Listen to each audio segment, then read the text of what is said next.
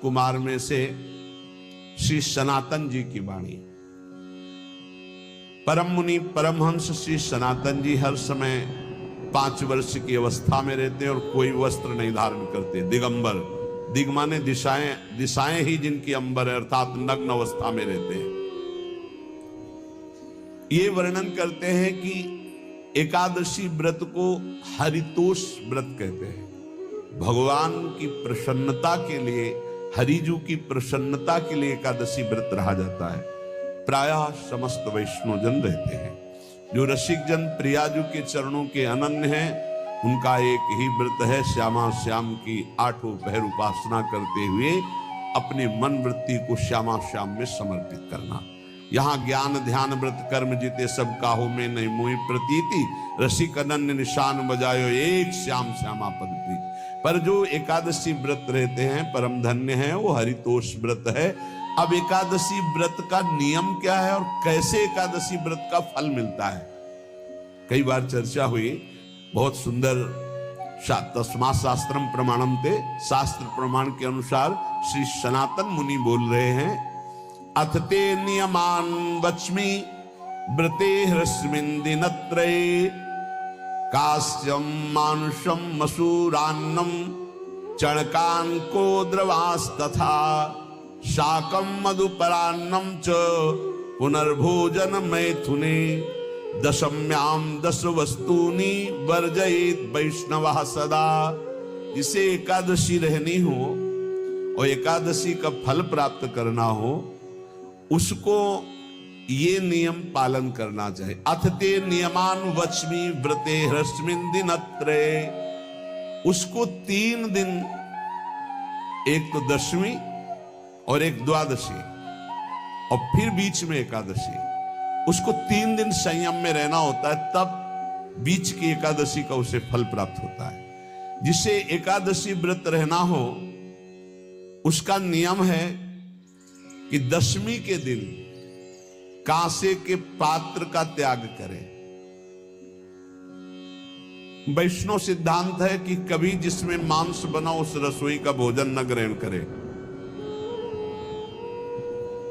मसूर की दाल, चना की दाल, कोदों और कोई भी शाक, शहद, दूसरों का अन्न, दोबारा भोजन और मैथुन, ये दशमी के दिन त्याग दे।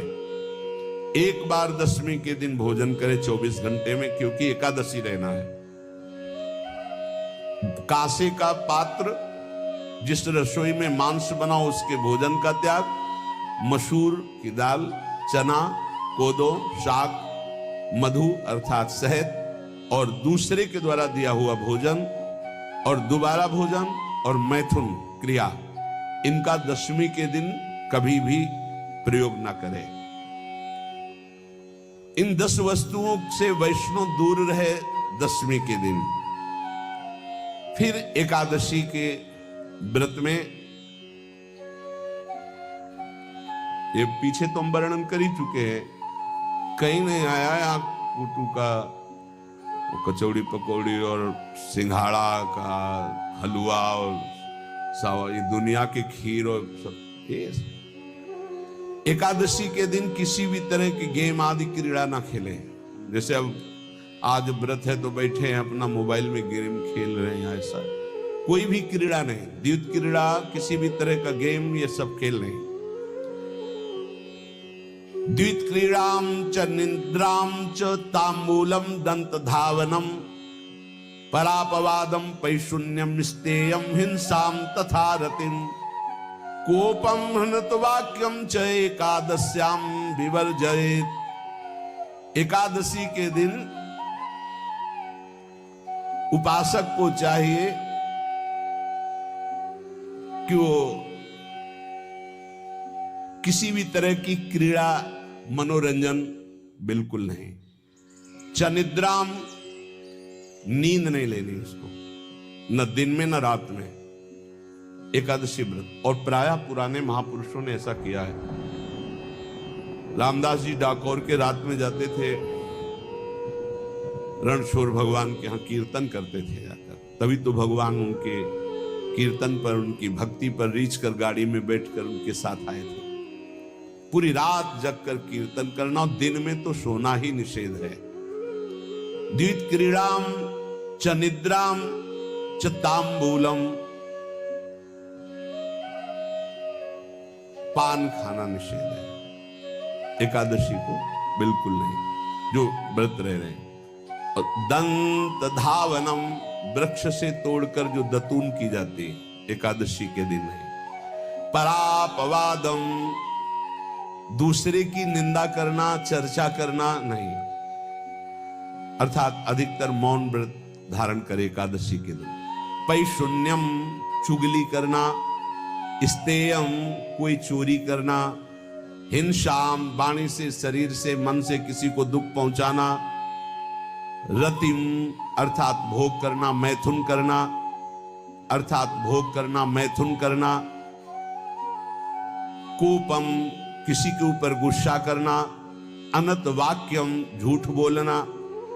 एकादश्याम विवर्जयेत, एकादशी के दिन ये नहीं करना चाहिए। एकादशी को एक बार कुछ फलाहार शुद्ध, अगर आपके पास कोई व्यवस्था नहीं तो थोड़ा दूध है, जल है, ऐसे आप लेकर, या थोड़ा सा फल ले लिया, थोड़ा सा फल लेकर के प्राण पोषण, एक दिन में मर नहीं जाओगे। कितने तो निर्जला एकादशी रहते हैं, हर एकादशी निर्जला। पूज्य श्री मथुरा दास जी निर्जला ही रहते थे हर एकादशी। चलो भैया, आपकी सामर्थ्य नहीं तो जल 2-4 बार ले लो, एक बार थोड़ा सा दूध और फल ले लो, चल जाएगा काम, प्राणों का पोषण हो जाएगा। ये आचरण न करे और एक बार कुछ आहार ले ले, वो भी शुद्ध भगवद अर्पित प्रसाद। फिर द्वादशी को काश्यम मानुषम सुराम छौद्रम तैलम वितथ भाषणम व्यायामम च प्रवासम च पुनर्भोजन मैथुने अस्पृश्य स्पर्श मासूरे द्वादश्याम द्वादश त्यजेत। कांस के पात्र में द्वादशी को भी भोजन न पावे। जिस रसोई में मांस बनाओ उसमें आहार न ले। किसी भी तरह का नशा द्वादशी को न करे। शहद न पाए, तेल के बने पदार्थ न पाए, मिथ्या भाषण न करे और बहुत शरीर का व्यायाम न करे, बहुत थकावट वाले कार्य न करे। दोबारा भोजन न करे, एक बार द्वादशी को भी भोजन पवित्र। मैथुन न करे, जिसका स्पर्श नहीं किया जाता है ऐसे पदार्थों का स्पर्श न करे, और मसूर की दाल न खाए। द्वादशी को जो इन नियमों का पालन करता है, दशमी द्वादशी ऐसे और एकादशी ऐसे, तब उसे एकादशी व्रत का फल प्राप्त होता है। जो इस पद्धति से ये जो मनमानी है सब नहीं, हर पदार्थ मिल जाएगा आपको फलाहार में। हर पदार्थ हमको बताया गया कि आपको जो चाहो सब पदार्थ फलाहार का। अरे भाई, हरितोष व्रत है तो हरि प्रसन्नता के लिए एक दिन भूखे रहने बहुत आनंद आता है। पहले भगवत कृपा से ऐसी गंगा जल पी करके कुछ दिन, फिर कभी कभी निर्जला एकादशी का भी आनंद। बड़े संन्यास मार्ग में थे तो बड़े संयम से सब शास्त्रीय पद्धतियों का निर्वाह होता था।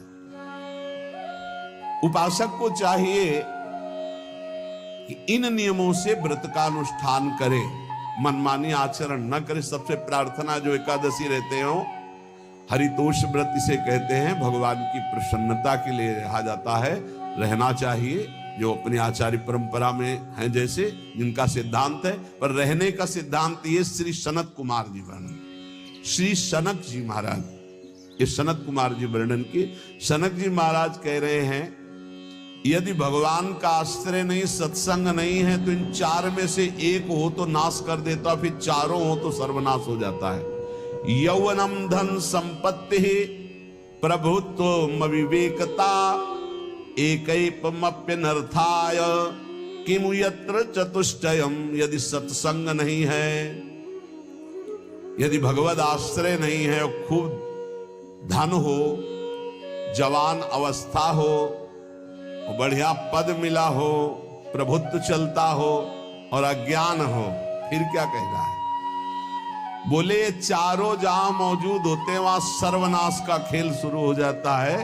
अगर इनमें से एक हो तो सर्वनाश करने में पर्याप्त है, और अगर चारों हो तो फिर क्या कहना है? यौवनम, जवान हो, धन संपत्ति, खूब रुपया पैसा हो, प्रभुत्व, कोई पद हो, कोई अधिकार हो बड़ा, फिर अविवेकता और अज्ञानी हो, तो बोले एक नाश कर देगा, फिर चारों तो नाश ही कर देंगे। अगर सत्संगी है तो ये चारों महान कार्य कर देंगे। क्या यौवनम, जवान है, खूब दूसरों की सेवा, मेहनत पूर्वक धन संपत्ति कमाकर माता पिता की सेवा, परिवार की सेवा, हे